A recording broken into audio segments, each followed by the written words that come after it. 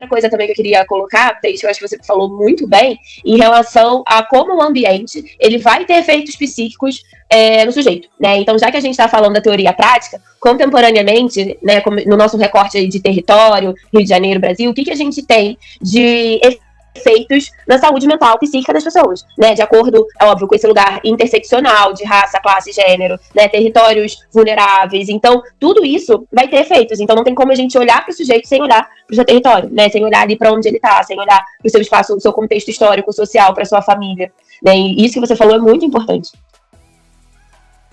E é por isso essa perspectiva de trabalho, de considerar, né, o biopsicossocial e o espiritual também dentro dessa linha de tratamento que a gente vai seguir. De observar que tem fenômenos e acontecimentos psicológicos, sim, mas tem corporais também, e tem o social que influencia diretamente uma coisa na outra, e tem a questão espiritual que não necessariamente tem a ver com uma religiosidade, mas sim de práticas que estão para além de uma questão também institucional, né, de você ir, sei lá, para uma igreja ou ir para um terreiro, né, enfim, tem formas diferentes para você poder lidar com essa questão espiritual também.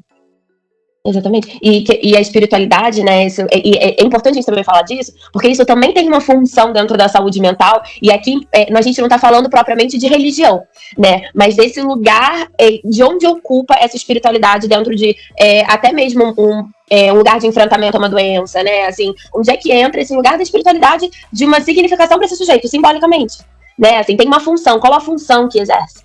É importante a gente pensar nisso também.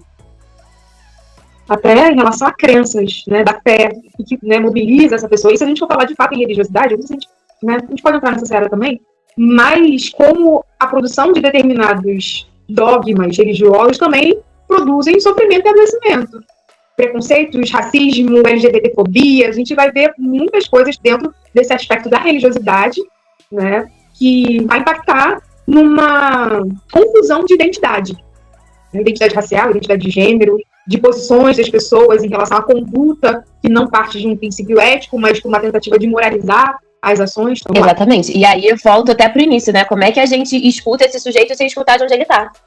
Não tem como. Como é que a gente, né, tá nesse trabalho sem entender de onde ele vem? Sem entender o que é importante, essa construção. Importante a gente pensar nisso para a construção da clínica.